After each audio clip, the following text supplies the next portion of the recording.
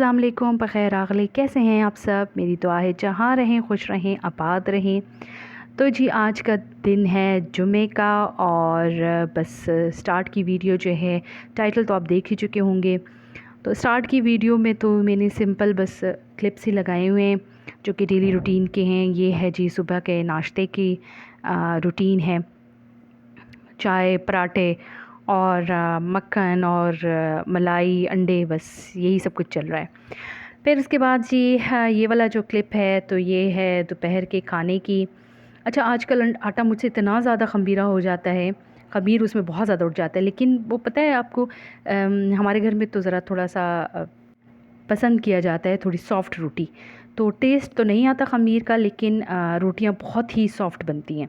मुझे तो पर्सनली मुझे बहुत पसंद है, इस तरह सॉफ़्ट रोटियां जो बनती हैं ना, मुझे बहुत ज़्यादा पसंद है।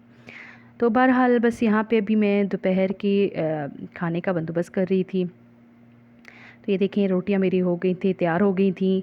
और साथ में आजकल गर्मी है, तो गर्मी के साथ तो प्याज बहुत ज़्यादा अच्छे आए हुए हैं। इतने यकीन कर इतने जूसी हैं और तेज़ भी नहीं है। हालांकि मैं बिल्कुल भी प्याज नहीं काट सकती, क्योंकि मैं थोड़ा सा भी उसकी वो सिर्फ छिलका ही उतार देती हूँ, तो मुझे ना वो सारा वो मुझे ऐसा लगता है जैसे मैं रो रही हूँ, क्योंकि मैं उसका अरोमा जो है वो मैं नहीं बर्दाश्त कर सकती। बहरहाल आजकल के जो प्याज आए हुए हैं वो इतने टेस्टी बंदा कहता है कि बस दो दो प्याज खा जाऊँ।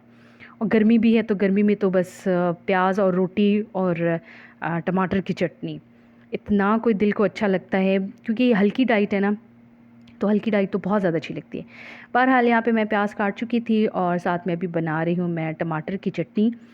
तो टमाटर की चटनी में तो सिंपल बस ब्लेंडर में सब कुछ डाला, टमाटर, साथ में सब्ज़ मिर्चें, पुदीना और लहसुन ज़रूर डालिएगा, और थोड़ा सा नमक डाल के ना, थोड़ा सा बिल्कुल थोड़ा सा पानी डालिएगा, ज़्यादा नहीं, वरना ये जो टमाटर है क्योंकि वो अपना भी पानी छोड़ेंगे, तो ये फिर बहुत ज़्यादा पानी पानी हो जाएगा।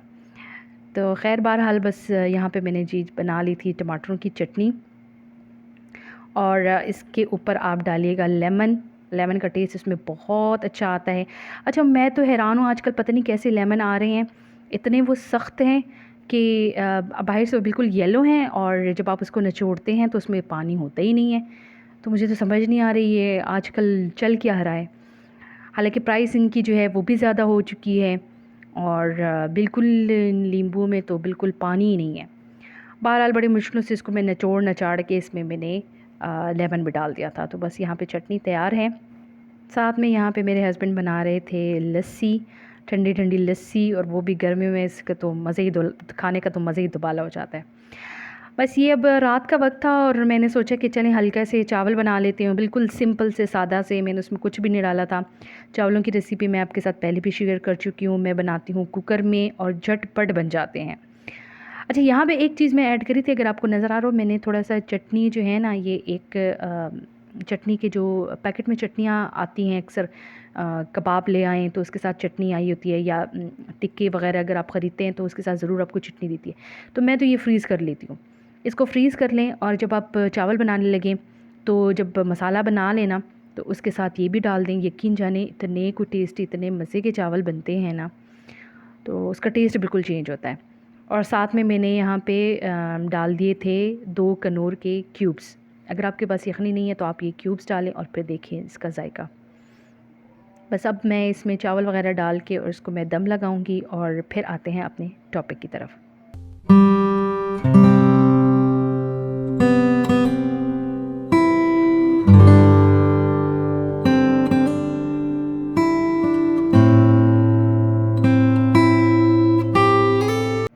अच्छा, टाइटल में आप देख चुके होंगे, मैंने स्पेशली टारगेट किया है पेपरलैंड को। अच्छा, पेपरलैंड को मैंने इसलिए टारगेट किया कि क्योंकि मैं हमेशा ही अपने बच्चों की शॉपिंग जो है वो पेपरलैंड से करती हूँ, और स्पेशली अपनी बेटी की शॉपिंग तो मैं वहीं से करती हूँ।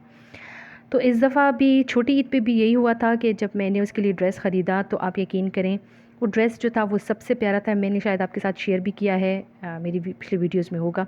तो वो ड्रेस बहुत ज़्यादा खूबसूरत था, लेकिन जब उसको मैं घर लेके आई तो मुझे लगा कि इसका कपड़ा मुझे कुछ ठीक नहीं लग रहा था, क्योंकि उसमें कुछ रेशम, ऐसा लग रहा था जैसे रेशमी कुछ तार उसमें आई हुई है।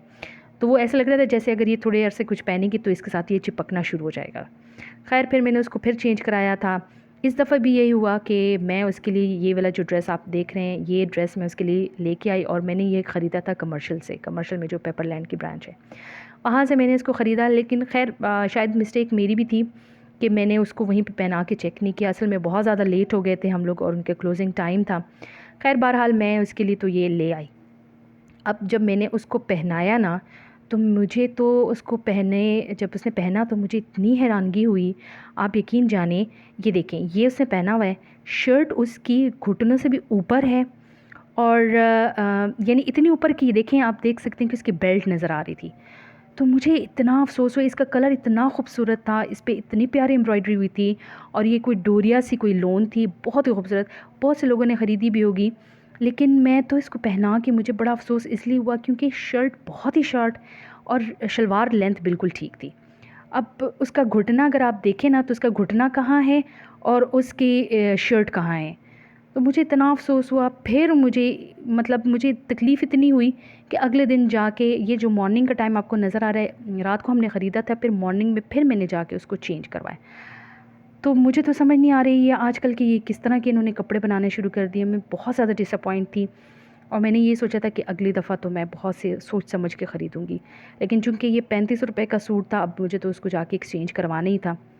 तो ख़ैर फिर बहरहाल हम रात को दोबारा गए और हमने इसको एक्सचेंज करवाया। अब जो एक्सचेंज करवा के मैं लेके आई थी, तो मैंने उसको वहीं पे पहना के चेक किया। तो मुझे तो समझ ही नहीं आ रही थी कि इन लोगों ने किस किस्म के कपड़े अब बनाना शुरू कर दिए हैं। शर्ट्स बहुत ज़्यादा छोटी हैं और ट्राउज़र, और उसकी अगर इसके नीचे ट्राउज़र होता तो ये बिल्कुल भी बुरा ना लगता। क्योंकि इसको जो छोटी ईद के भी जब मैंने सूट दिलवाया था, तो उसकी भी शर्ट छोटी थी, लेकिन चूँकि नीचे ट्राउज़र था तो वो बुरा नहीं लग रहा था। अब इसके नीचे शलवार है तो ये बहुत ही ज़्यादा बुरी लग रही थी। तो मुझे तो इतनी हैरानगी हो रही थी, समझ नहीं आ रही थी कि ये आजकल इन्होंने किस किस्म के कपड़े बनाने शुरू कर दिए हैं। यानी आपको जो है ना बड़े सोच समझ के पैसे लगाने पड़ेंगे और अच्छा खासा महंगा भी है। ये था इनका ऑफ़ पे 3500 पे था, 30% ऑफ़ पे इनका आजकल जो चल रही है, उस पे ये 3500 का था। तो ख़ैर बहरहाल इसको मुझे चेंज तो करवाना था। फिर रात को हम गए और फिर मैंने इसको दोबारा चेंज करवाया और इस दफ़ा जो चेंज कराया वो फिर मैंने इसको पहनाया, वहीं पे पहनाया, पहले अपनी तसल्ली की। अब जो चेंज करवा के लेके आई हूँ वो भी ऑलमोस्ट इतना ही है, लेकिन चलें उसके नीचे ट्राउज़र है तो वो बुरा नहीं लगता। तो बेटों के लिए तो फिर मैंने नहीं ख़रीदा यहाँ से। बेटों के लिए तो जो आखिरी क्लिप मैंने लगाया हुआ है वो आप देख लीजिएगा। तो उसको फिर मैंने ना बेटों के लिए तो मैंने लोकल शॉप से लिया और लोकल शॉप से बहुत रीज़नेबल पड़ा मुझे। इतना रीज़नेबल उसका उसकी प्राइस भी बहुत रीज़नेबल थी और बहुत रीज़नेबल मुझे पड़ा था। तो ख़ैर बहरहाल पेपरलैंड ने इस दफ़ा मुझे छोटी ईद पे भी मायूस किया था, लेकिन इस दफ़ा तो मुझे बहुत ही ज़्यादा उसने मायूस किया। आपका क्या इस बारे में व्यू है? अपना व्यू, अपनी राय मुझे ज़रूर बताइएगा। इंशाल्लाह नेक्स्ट वीडियो में आपके साथ ईद की शॉपिंग शेयर करूँगी। अपना बहुत ज़्यादा ख़्याल रखें। अल्लाह हाफ़िज़, अल्लाह पामान।